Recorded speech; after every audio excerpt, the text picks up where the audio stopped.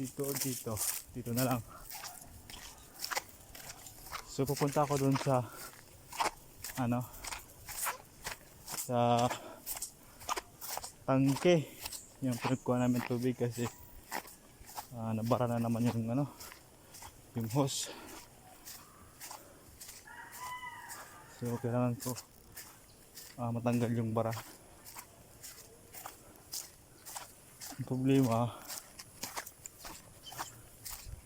Ang problema niyan, naligaw na ako. Saan ba yung parte? Dito. Dini. Dito na ako Baka dito yun. So dito tayo natin dito. Parang iba to Wait lang. Dini. So yun, nalito ako ng daan dito kasi isang bis na ako pumunta dito Baka dito.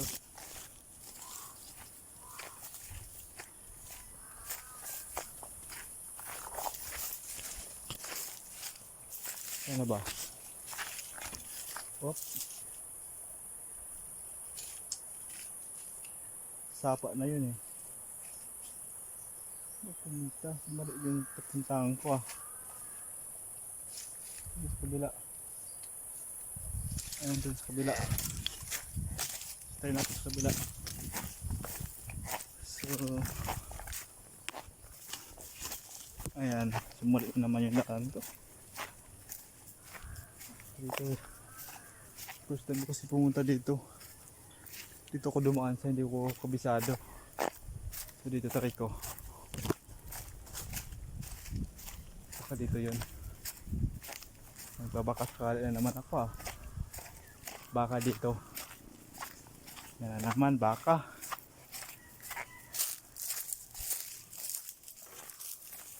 Mali na yata yung dinadaan ko So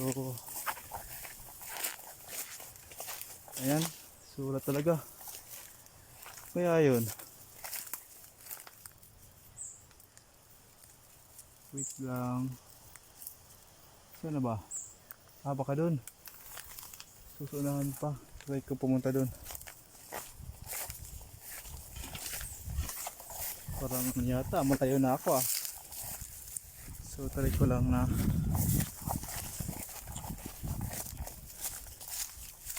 pumunta sa kabila. Dito yun. Ayan. Baka dito.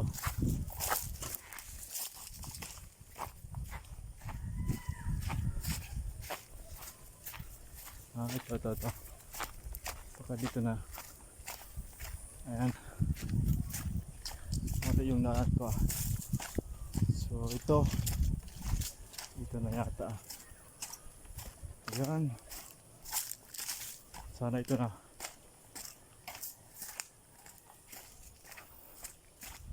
So punta tayo sa baba.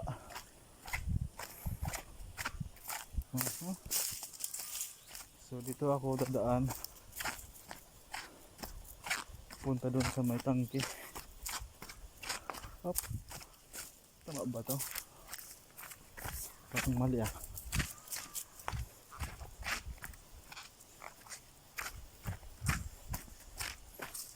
Mutan ko na.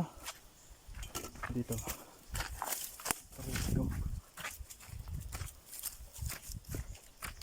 Ito na.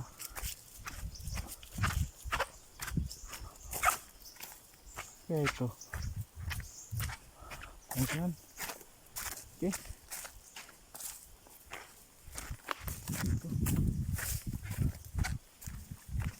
Mga dyan ang sa tangke ni Tiyo.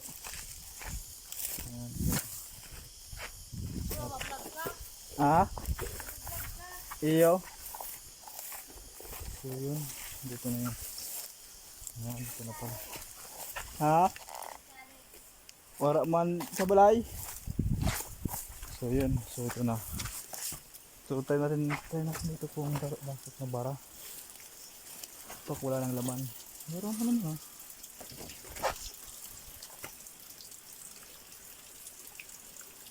Ayan. Try natin. Oh, tama talaga. So ayan, kunti lang talaga yung tubig. So kailangan ko ito maisara. Ano? Yan o, walang laman. Kaya pala yan, kulang sa supply yung tubig dito. Ayan o. Ayan o. Ibig sabihin short yung tubig na pupunta dun sa baba. Ayan, walang tubig oh.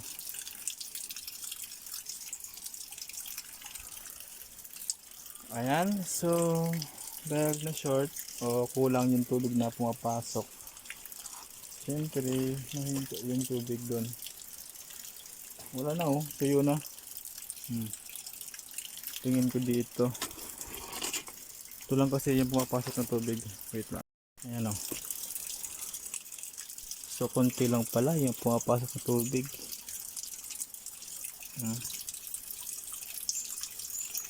So ganun lang siya konti. Tapos yung hose, ayan, malaki. So kapos talaga tubig. So dati hindi naman ganito, pero check natin dito. Kurang talaga. So punta tayo dun sa unahan. Bakit maliit yung pumapasok ng tubig? So check natin dito.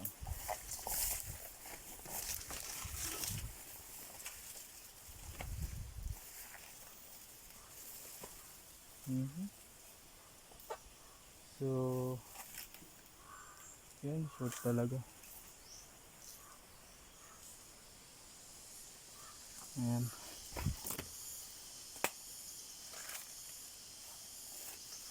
Ito yung wala namang bara. So wala namang bara na to na ayun, walang bara. Okay naman to ah. Ayun o, sayang yun o. Dapat nun talaga makuha ayun. So dapat yung tubig na yun, dapat dito yun. Ayan o, sayang yun o. Yung tubig na umagos dun. So ngayon, ito kunti lang talaga. Pero parang may bara yata. Ito naman o.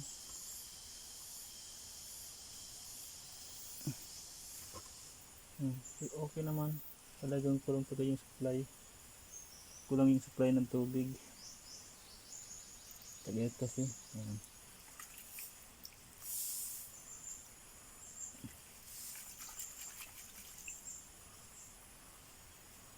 Ayan.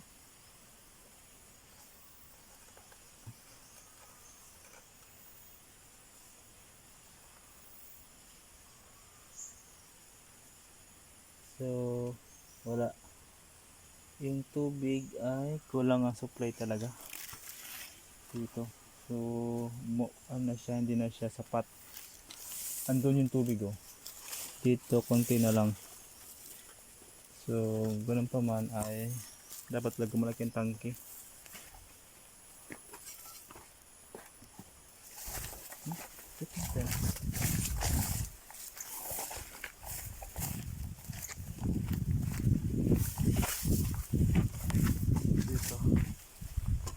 Dito tayo mag-check.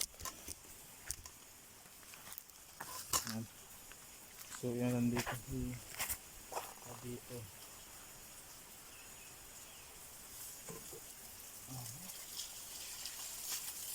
Bara talaga.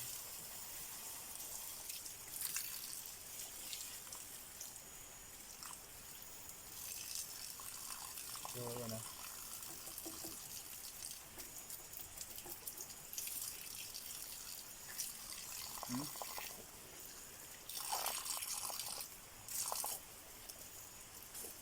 So ayan, ito yung tubig na pumapasok doon sa tangke. Konti na lang talaga. Ayan o, ito lang. So ito lang yung tubig, ibig sabihin hindi ito sasapat. Pwede ito maghapon tapos ipunin siya sa malaking tangke, pwede rin to. Pero kung ano tawag dito, araw-araw ginagamit o every hour, wala, hindi ito sapat eh. Pero pwede na rin to, makakaipon din yan dito sa tangke, pero maghihintay. Yun sana oh, ano, yun oh, saka yun oh, ito yung dapat makuha. Yun oh, malakas yan oh, yun oh, ito. Yun ang dapat makuha to eh, sayang nito, yun oh, yun oh. Ganito siya karami sana oh. Oh, malakas talaga. So kung iyan naipon na tubig na yan sa isang tubo, pwedeng sasapat na to. Yan oh, malakas talaga yung tubig na nabawala doon pa sa mga ugat. Mga sa tingin ko mga 2 inches o ano, ang size ng tubo mo, ang size ng tubo mga dalawa. Yung ganito kalaki. Tidos ganito. So, malaki yon. So kasya na yan andyan. Pero dahil sa kunti lang yung nakakapasok dito, ayan, ito lang oh. Ayan oh, kunti lang talaga. So hindi naman siya barado. Talagang kunti lang yung tubig na nakukuha. Ayan oh. Ito lang, konti lang talaga. So ang gagawin dyan ay ipunin yung tubig, saka doon ibaba.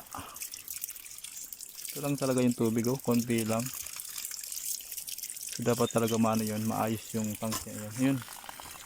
Yung doon sa baba, ayan oh. Sinukuha na ng tubig. Dapat maayos. Ayan, so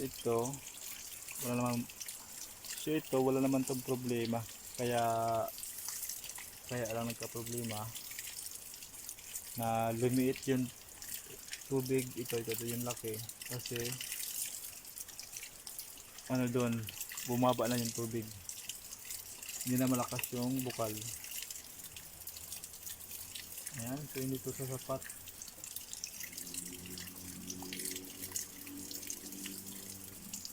Dapat talaga magawa ng panibago,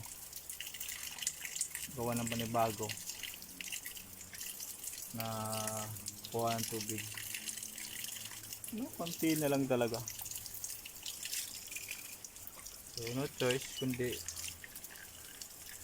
paano kung uminit pa ng pagmatagalan. Tingin ko baka lang ito, kalahati lang ito makukuha, kalahati na lang. So yun, ang suggestion nito ay kailangan lakihan na punin yung mga nasobra doon, yung mga hindi nakuha, dapat dito na dumaan yun eh. Hindi doon sa may ano, dito palabas na, sayang yun eh.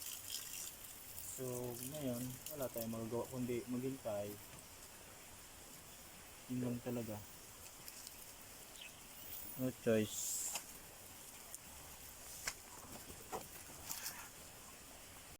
So ayan, so ang gagawin ko dyan ay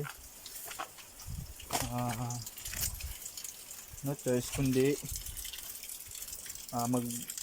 mag-imbak ng tubig dito, saka pakawalan pag napuno na. Yun lang talaga suggestion nito, wala nang iba. So yun, gagawin ko dyan ay isasara na to kasi walang barado yan, walang bara. Ibig sabihin okay naman yung mga labasan, yung mga tubo okay naman, yung tubo dito okay naman. Yun lang talaga ang problema ay yung supply ng tubig, konti na lang. So gagawin ko dyan ay pupunta ko doon sa may sinasarahan na tubo. Doon ako mag magpapaipon ng tubig. So dito okay naman. Dito.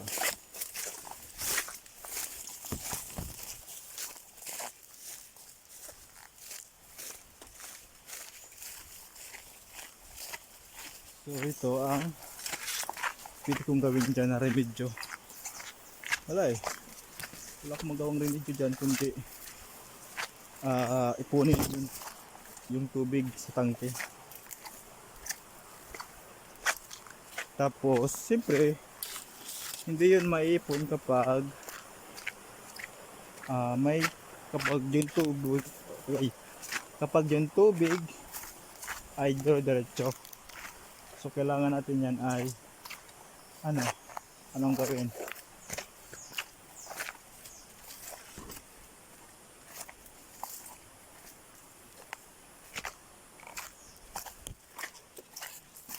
Anong gawin natin dyan? Medyo. So ito, ang size ng tubo, didos ba to? Try natin.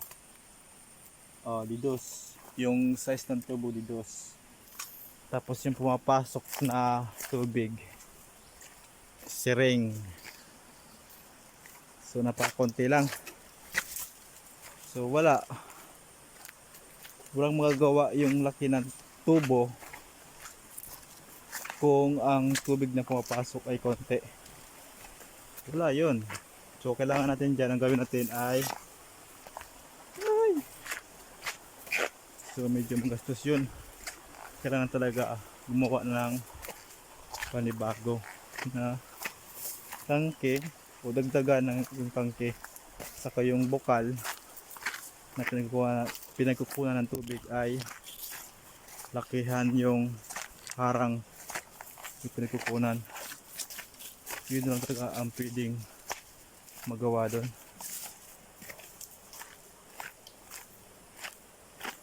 So tag-init na, kaya medyo mahirap yon.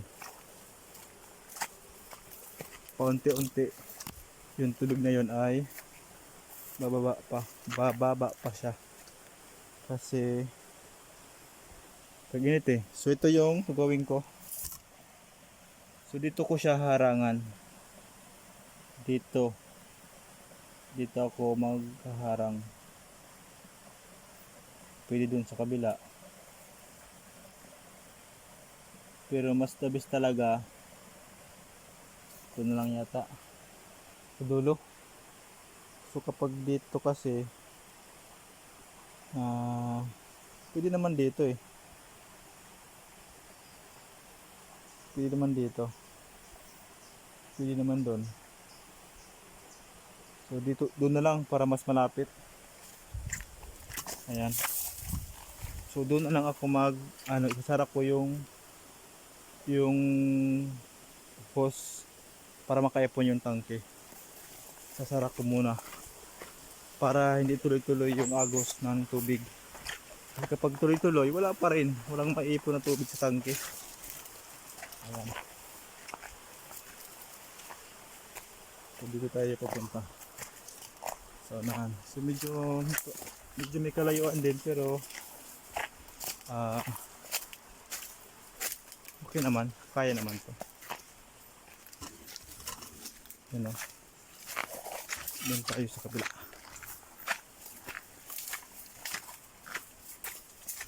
So ito yung daanan dito, punta doon.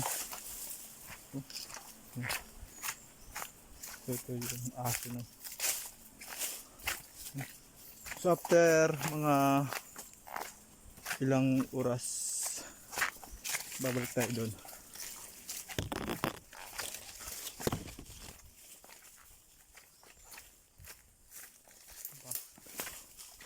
Uy.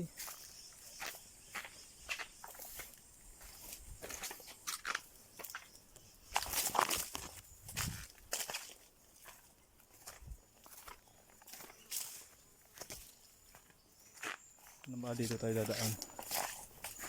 So dito tayo magpo-focus. So Tinitin ko na yung ano, yung dami nun. At ibigyan kung ilang oras bago mapuno. So, mag-estimate na lang ako nun. So, ngayon dito muna ako mag-focus. Ayan. Ngayon.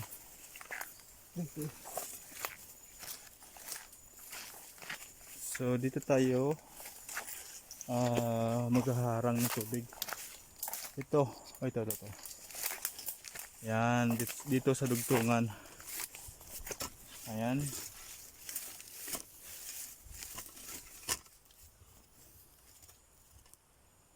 Ayan. So ito yung dugtungan yan. Tapos may tubo ko ditong ginawa. Itong kahoy pala. Ayan. Ito yung iharang ko doon. Ito yung iharang ko dito sa tubo para makaipon. So ganun pa man, hindi pa rin sasapat yan eh. So rekomendasyon ko talaga yung nun ay gawa ng panibagong tangke at saka tawag dito yung mga bukal, kunin yun, yung mga nakalabas, gagawa ng medyo malaki. Ayan. So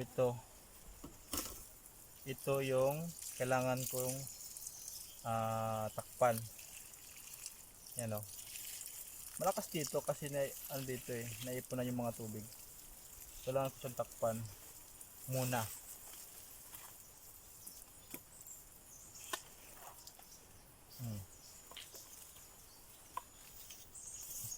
Ayan.